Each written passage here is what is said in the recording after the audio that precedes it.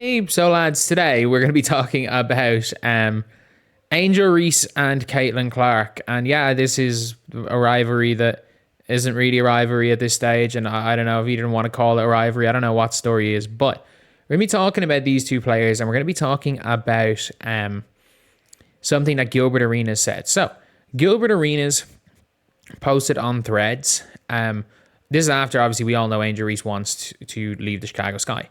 Gilbert Arenas posted on Threads, if I'm the Indiana Fever, I'm making a push for Angel. CC and Angel, I'm selling out everything I'm selling. Caitlin Clark and Angel Reese will be a dangerous duo because they do different things and play different positions. Nobody will be bullying Caitlin Clark with Angel on the court. This is something that I actually, when I first read this, because this was 4 days ago, I was like, okay. Or this was a couple of days ago. When I read this, Angel hadn't quit on her team. Angel hadn't got her security to bring a fan courtside wearing a free Angel t-shirt. She hadn't skipped out on the exit interviews. All of this stuff hadn't happened. And I was originally like, you know what? I kind of get it because look, on the court, I don't think anyone could really argue that the player in the WNBA that would help Angel Reese the most is Caitlin Clark.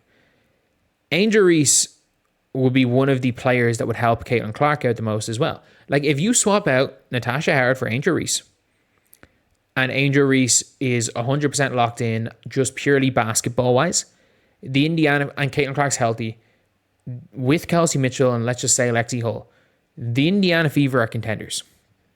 They are contenders. That is how great of a fourth option Angel Reese is going to be. Like, if you put Angel Reese on a team where she's the fourth option, she becomes the best fourth option in the WNBA. She does, because all the little things she does. She's still going to get her 12 to 14 a game. But unlike a Natasha Howard, like Angel seals really well. Angel frees up teammates quite well from her ceiling. She gets offensive rebounds, so she kind of gets a lot of junk points. She can create second chance opportunities. When she wants to be, she's a lockdown defender, and when she's not having to worry about kind of running the offense, she is a lockdown defender. When she wants to be, she's unbelievable on the defensive end. You're then looking at other situations with Angel Reese is that she can take a little bit of the ball handling load off. She's very, very good when it comes to, she's not a good pick and roll big, but she's very good when it comes to being a handoff big, which Natasha Howard isn't. She makes good reads. She's good at hitting cutters. She's going to be good at hitting Kelsey Mitchell.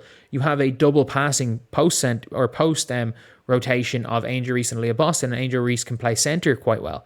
So you can put Angel Reese in line with a Sophie Cunningham at the four. The problem isn't on the court. The problem is off the court. And it's not in a case of like Angel Reese and Caitlin hate each other, because I don't think that that's relevant. I think Angel Reese is one of those players that, like, we all know them, that when you're teammates, they'll get on well when they're teammates, and when they're not on the same team, they're going to hate each other. Like, I think there's a stage where they play with each other, but I don't think with the way the Fever are right now, and this current version of Angel Reese, I don't think is mature enough to play for a team that has already got a huge kind of media around it. I think when it comes to seeing the way Angel Reese interacts online, like, she's interacting with some of the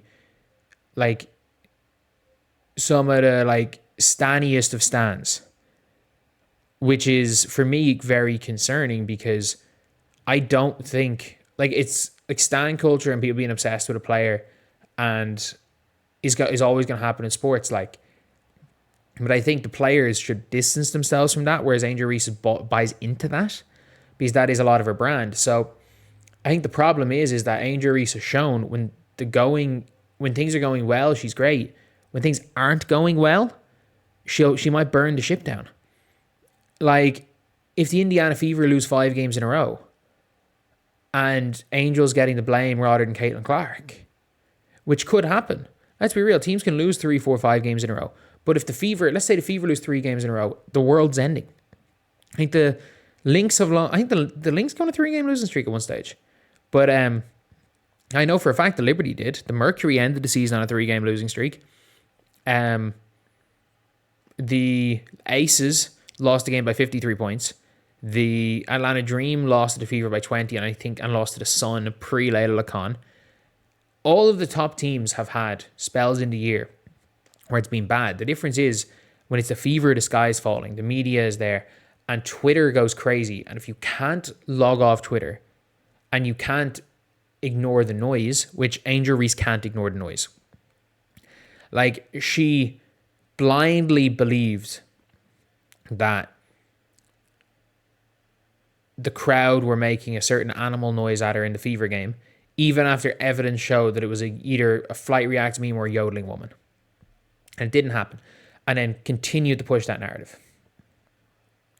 And look, at the end of the day, she can't refuse to play to Indiana if the Indiana Fever trade for her, but the Indiana Fever won't. Because it's just so much of a headache. Like, I don't know how much if Angel Reese at this point in time is good enough to be worth the headache. Because every team goes through positive and negative moments throughout the season. Every team does. And online, fan discourse and everything, the sky is going to be falling after certain things. If you go through bad times with fans, the sky is falling. When you go through good times, it's the best thing in the world.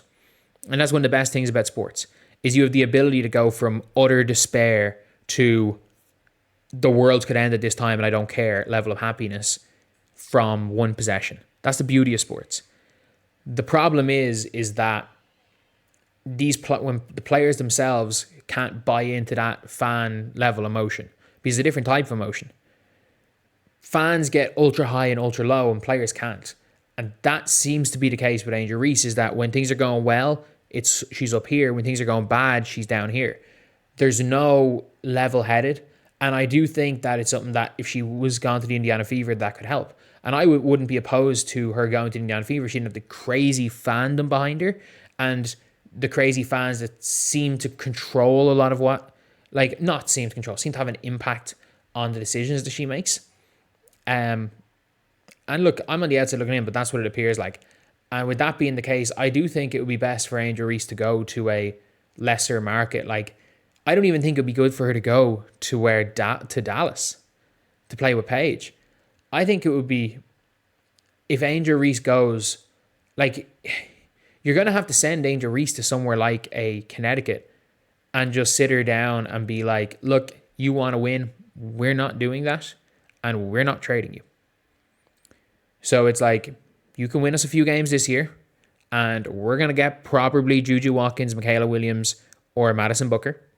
We're going to get a top 3 pick. Put butts in, play here. The fans are going to love you. And yes, we do play in a rec center, but we're going to be moving to Hartford soon. We're going to have this fancy new arena. We got a fancy new training facility, and you're going to be the face of this. But we're not going to be good next year. And there should be no expectations on you to be good. Which is why I think this year went so much worse than last year, because Sky exceeded expectations last year. They were expected to be a playoff team this year, and they stunk. So yeah, anyway, that's the video. I think from a basketball perspective, up until a week ago, I said the basketball fit is so seamless that I would make the trade. I would pull the trigger and I would make the trade. That was my opinion, that the basketball fit was so seamless that I would do it. Now my opinion is completely... Now, with everything's happened with Angel Reese, I no longer believe that. I don't think the basketball fit is too seamless.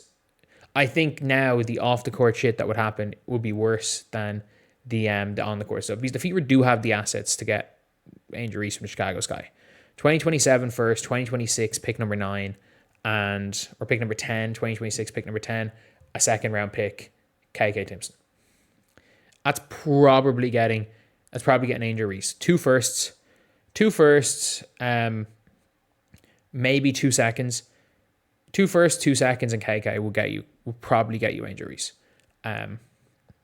But I don't think, especially for the cost, which he's going to cost, it's worth the risk anymore, because I think that when things start going wrong with the Fever, she'll pull the same shit again. That's just my opinion on it. And to be honest, I don't think she wants to go to Indiana either.